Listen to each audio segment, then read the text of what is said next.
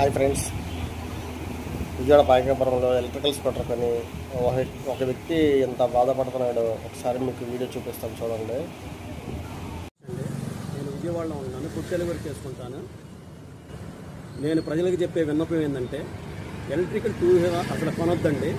ఎందుకు ఈ విధంగా చెబుతున్నానంటే, లాస్ట్ ఇయర్లో సిఎంఆర్ పాయకాపురం షోరూంలో ఐక్యూ బండి తీసుకున్నాను.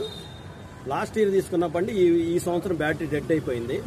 కంపెనీకి తీసుకెళ్తే ఎక్స్టెంట్ వారంటీకి నేను బండి కొన్నటప్పుడు డబ్బులు కట్టినా కానీ ఎక్స్టెంట్ వారంటీ కూడా వాళ్ళు ఏదో విధంగా మెలికపెట్టి ఎక్స్టెంట్ వారంటీ రాదండి, మీరు బ్యాటరీ డబ్బులు పెట్టే కొనాలి అని చెప్పారు.